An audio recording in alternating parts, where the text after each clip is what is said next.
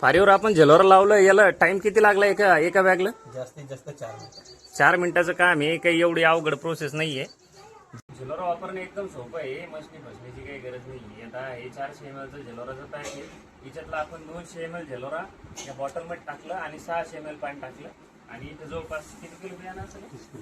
30 kilo बियाणं आपण या ठिकाणी टाकलं. 30 किलो बियाणं टाकल्यावर हे बॉटलला आपण छिद्र पाडून घेतलेले आहे आणि हे एक तास असं हलवायचं आणि हे बियाणं असं थोडंसं पसरून द्यायचं. पसरून दिल्यानंतर याचे जे या अशा पिचकाऱ्या मारायच्या इथे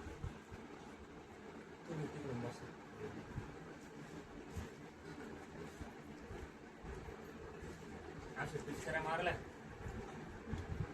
की असं हलवून घ्यायचं. हँड क्लोज असतात झेलोरामध्ये, हे वापरायचे आणि असं एकदा असं एक जीव करून घ्यायचं थोडंसं.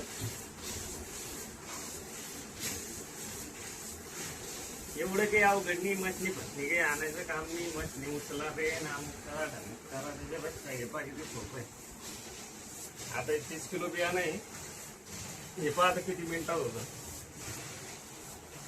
2 माणसाचं काम आहे, जास्तीत जास्त 5 मिनिटात 30 किलो बियाणं होऊन जातं. समोर आहे थोडा.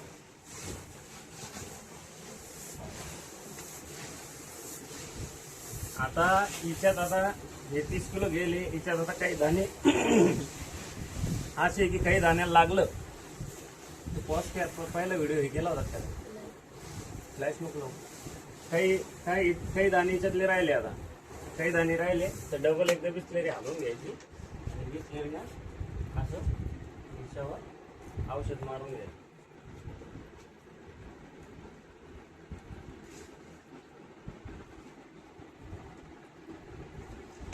असं 2दा औषध मारलं घ्यायचं, डबल घेऊन 2दा घेऊन घ्यायचं.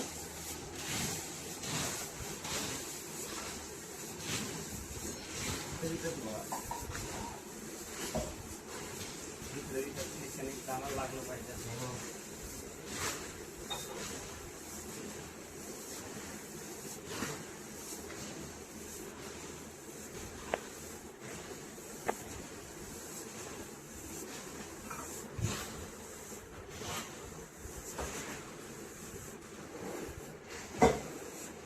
हँडक्लोज वापरायची. आता याच्यात सुमारे फक्त 5% किंवा 6% बियाणं राहिलं असेल, बरोबर? आता हे 5% 6% बियाणं राहिलं. आता याच्यावर डबल एकदा हे पिचकारी मारून घ्यायची, हलवायची बॉटल प्रत्येक वेळेस. हे आता 1 क्विंटलचं द्रावण बनवलेलं आहे आपण. 200 ml झेलोरा आणि 600 ml मलच पाणी घेतलेलं आहे, जास्त पाणी घेतलेलं नाहीये. 600 ml पाणी आणि 200 ml झेलोरा, 1 क्विंटलचं द्रावण आपण या बिस्लरीमध्ये बनवलेलं आहे. आणि आता ही तिसरी स्टेप अशी आहे की आता फारी घ्यायची, जास्त वर आणि उचलायची आणि ही जमिनीच्या जमिनीवरच अशी खालीवर करायची. अल्ला दिले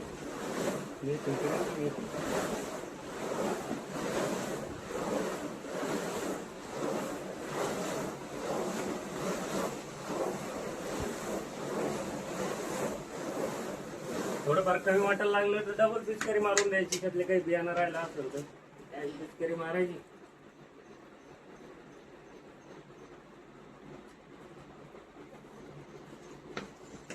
आणि जमिनीच्या जमिनीवरच करायचं, वर उचलायचं काम नाही. म्हणजे वेट बी तुम्हाला घ्यायचं काम नाही आहे.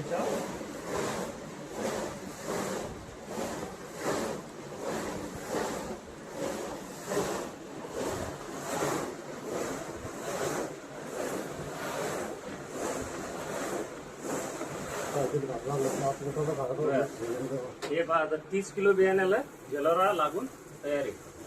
हे पहा, प्रत्येक दाण्याला लागलं. जे समोर प्रत्येक दाण्याला झेलोरा लावलं.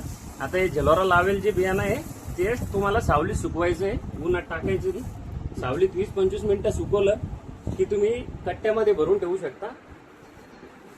धन्यवाद.